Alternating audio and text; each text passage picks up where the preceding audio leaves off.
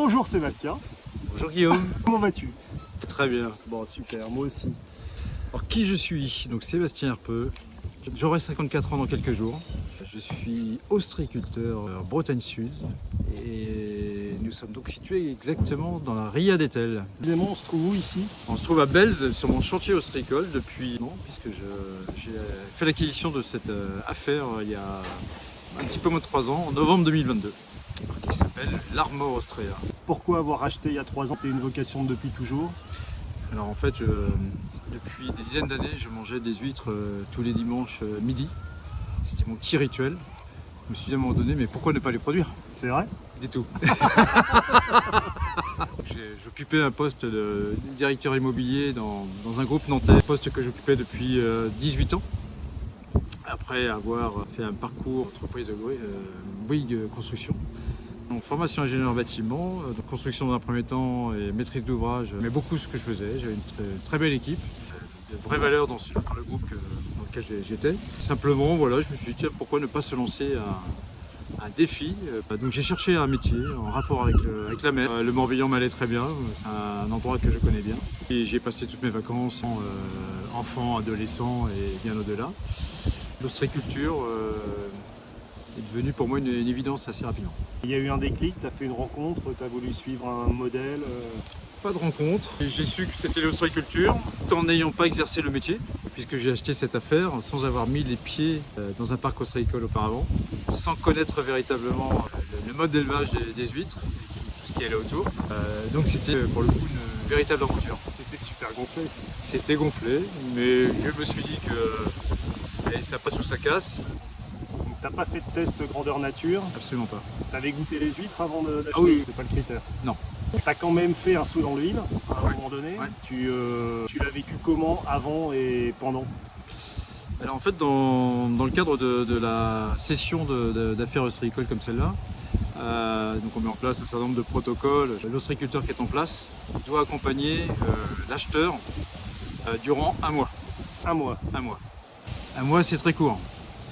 Il se trouve que j'ai signé le 22 novembre. 22 novembre, fête de fin d'année, on prépare les commandes, etc.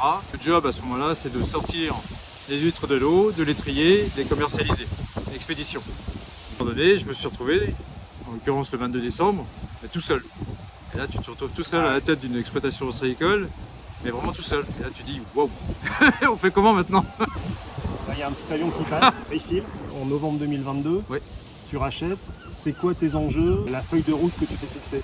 J'étais à la recherche de ce chantier ostréicole. J'avais déjà en tête l'idée de créer un espace dégustation. Pour moi, c'était essentiel. Donc c'est pour ça que dans le cadre de mes recherches, je cherchais vraiment l'endroit pour aussi créer une dégustation. C'était un des critères forts. Ton enjeu, c'était de créer la dégustation. Alors j'ai plusieurs enjeux. Le premier, déjà, c'était de commercialiser comme le faisait mon prédécesseur qui ne faisait que de la vente en gros. Donc, vente en gros, c'est vendre à des courtiers, donc c'est du volume à bas prix. Et donc il fallait que je poursuive cette commercialisation tout en créant parallèlement l'espace dégustation. Ça c'est la première année. Très vite je me suis rendu compte, l'année suivante notamment, que le cours du gros n'était pas toujours le même. Le cours du gros quand j'ai pris l'affaire, aujourd'hui ce cours du gros était divisé par 2. Donc autant dire que la vente se fait à perte l'hiver. Donc, Ouais, c'est clair. donc ça c'est pas bon du tout. La dégustation, mais parallèlement ça a été également événement bar à huîtres. Désormais, je me déplace pour des prestats bar à huîtres, pour des entreprises, des séminaires. C'est le troisième point. Et quatrième point, je participe également à un certain nombre de salons. Salon de la gastronomie. Cette année, je vais commencer également des marchés de Noël. Je retrouve dans les salons et marchés de Noël ce que je peux faire l'été sur mon espace dégustation sur le chantier. Donc tu arrives à te dédoubler pour faire tout ça tout seul? Non, c'est juste impossible. Maintenant, je n'arrive pas à me dédoubler et j'ai peu de temps personnel. Ouais. Sur tous les fronts, que ce soit le commerce, que ce soit le terrain, on touche à tout évidemment. En quelques mots, c'est quoi ton quotidien? Alors, le quotidien, il est tout simplement rythmé par la marée. C'est la marée qui conditionne la journée. L'objectif de l'ostréiculteur, c'est de pouvoir accéder à ces parcs dès que possible. Et une marée, c'est peut-être 3 heures, c'est 4 heures. Donc ces 3 heures et ces 4 heures, il faut surtout pas les rater dans la journée, sinon on passe son tour, on passe une journée. Quand on fait une marée, on anticipe également, on prévoit pour le lendemain, le surlendemain. fait, ce qu'il faut, c'est quand la mer est haute, c'est avoir du travail. Avoir remonté suffisamment de poches d'huîtres, soit à trier, soit à cribler, soit à dédoubler ou autre, parer à l'éventualité en fait d'une marée impossible. C'est quoi ton plus gros échec? Je ne vois pas d'échec. Ok.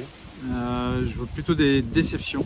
Et une essentielle, je n'avais pas conscience d'une chose, c'est la place des courtiers dans le métier d'ostréiculteur. Je ne sais pas si je dois le dire, bref, mais enfin, ce que Ça reste entre nous. ça reste entre nous, voilà. Okay. Que je considère comme des requins. C'est-à-dire que moi, producteur, nous, producteurs, on élève des huîtres pendant 3 ans. Ces huîtres sont vendues à perte. Autant dire qu'on donne nos huîtres, élevées pendant 3 ans, à des courtiers qui n'en voient même pas la couleur, mais voilà, qui s'engraissent au passage. Donc ça, c'est une véritable déception.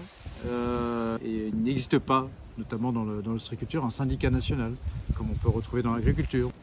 Donc c'est pas un propre échec, c'était une déception liée au métier, quoi. Et ton plus grand succès, celui dont tu es le plus fier? D'avoir en fait en très peu de temps complètement transformé l'affaire que j'ai pu racheter, en achetant d'ailleurs une seconde affaire. Justement, avec qui tu partages? Est-ce que tu te fais conseiller? Alors, je partage déjà dans un premier temps avec mon salarié, un salarié d'expérience, les conseils de la profession. Alors, conseils de la profession, ça a été notamment les conseils d'un couple qui m'a vendu ma seconde affaire. On a beaucoup d'échanges avec mes collègues de l'ARIA d'Etel.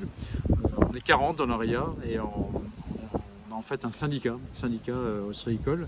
On se rencontre assez régulièrement, donc il y a des échanges à la fois sur la pousse des huîtres, mais des sujets qui nous impactent fortement, comme notamment la qualité de l'eau.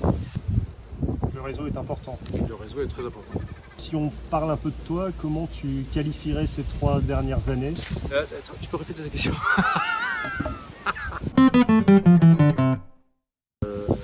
Je me rends compte que tout est possible. Tout est possible. Et je pense, à mon avis, dans n'importe quel métier. C'est-à-dire que, en fait, quand j'ai entamé cette nouvelle vie professionnelle, je me suis dit que oui, pourquoi je ne réussirais pas comme quelqu'un d'autre. Ben, voilà, dans n'importe quel métier, on doit pouvoir réussir, mais il faut s'en donner les moyens. Alors, s'en donner les moyens, c'est évidemment un investissement en temps. C'est du courage, il faut beaucoup de courage parce que c'est à la fois un travail physique, mais pas que, évidemment. Et beaucoup de volonté, vraiment beaucoup de volonté et l'envie de réussir. C'est quoi ta source d'énergie? La reconnaissance dans le métier. Si tu devais donner un conseil à quelqu'un qui doit reprendre une entreprise? C'est évidemment de peut-être mettre un petit peu de côté, mais ça me semble nécessaire, la vie personnelle et de vraiment s'investir un maximum dans la société en se disant que c'est pour un laps de temps et qu'à un moment donné, il faudra bien s'entourer pour à nouveau penser à soi et un peu moins professionnellement. Okay. Et tu te vois comment dans 5 ans? C'est un peu ce que je viens d'évoquer, c'est-à-dire... En sub numéro 3. Tac. Alors, quelques petites questions, un petit quiz. C'est plutôt du matin ou du soir? Je suis du matin, très largement du matin. C'est plutôt bot ou tong? Bot. Pour bosser, c'est mieux? Largement. C'est quoi le prénom de ton expert comptable? Oh, Christelle. Okay. Terre ou mer? Air. Et pluie ou soleil? Soleil. Soleil. Soleil. Avant aujourd'hui? Ouais. Citron ou échalote? Citron. Muscadet ou chardonnay? Muscadet. Muscadet. Bon. Une dernière question. Est-ce que tu es heureux aujourd'hui? Oui. Merci.